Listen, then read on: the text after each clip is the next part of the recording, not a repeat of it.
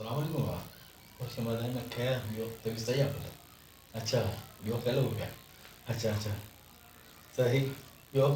कमकार बतवन चल ठीक अस्सलाम वालेकुम सलाम वालेकुम। बाबा कहिड़ा हाल खुश मज़े में ॿियो खैर आहे अच्छा ॿियो साईं कहिड़ा हाल आहिनि? खैर आहे, तबियत सही आहे? अॼु ॻोठा आयासीं तव्हांजे शहर में। अच्छा सोचियुमि साईं अचूं थियो वञा। ॿियो असां महिमान साईं महिरबानी महिरबानी तव्हां वियो बस बाबा ॿियो कहिड़ा तबियत सही आहे शुक्र आहे मालिक जा तव्हां ख़ुश आहियो? ॿियो ख़बर बनड़ी जी? अल्लाह शुक्र आहे इन सही आहे सेटल की जी बनी सही थी आहे पानी बाणी माशाल्लाह सही ओके मोकिलो सही सही तव्हां ख़ुश आहियो बाबा शुक्र है पानी बानी को थधो को चांहि वग़ैरह को पीअंदा छा साईं सफ़र मां आयो आहियां मानियो बुखाए पियो सही पर थोरो मथे में सूर महसूस थिए पियो सही जे हींअर शाम जो टाइम आहे जे थोरी चांहि लप थी अच्छा सही आहे चांहि करायो त छोकरा बाबा एॾा चेरा आयो बाबू बाबा हीअं कर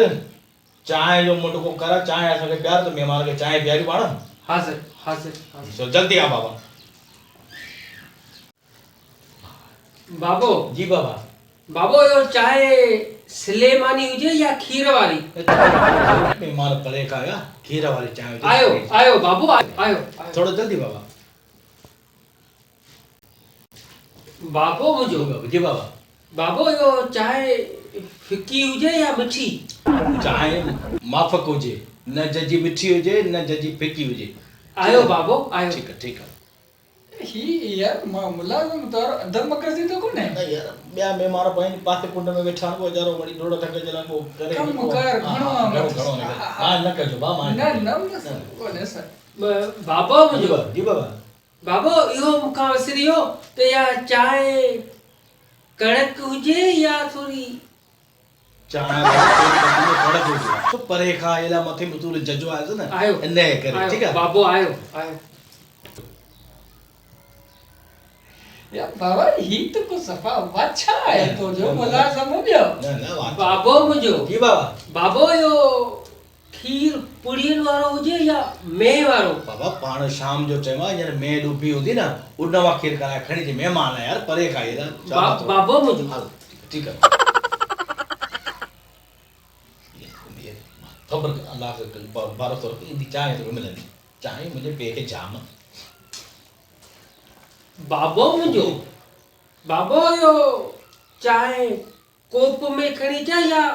थर्मास में हाल बुध मेहमान आयला कोप में खणी तो पांजी इज्जत कोप में खणी जाई तो सोने नमूने से खणी को बाबू मुझो न तोरे बात में खणी थी चाय चाय कोप में न खणी तो छा में खणी दे चाय यार वही चाय तो चाय या तकर न कर तो चाय मिलंदी तो चाय मिलंदी तो को मारो मस्करी है ना चाय मिलंदी बाबू यो चाय डिश में खणी जा या खाली कोप में बाबा डिश में खणी डिश में सोने नमूने सा बाबू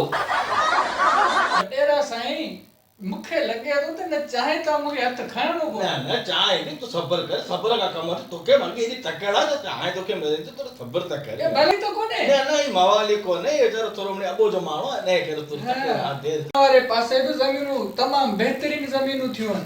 पानी भी माशाल्लाह जाम हुआ ऐं जमीन भी भलियूं थियूं सही तव्हां जी ॿुधायो तव्हां जी बनड़ियूं कीअं थियूं आहिनि असां जो बनी माशाल्लाह सुठो ॾाढी बेहतर थी हिन साल माना सुठो आहे सिस्टम यार बरसात वगैरह करे को बनियन में नुकसान न थियो न एतिरो कोन थियो अच्छा न ठीक साईं ठीक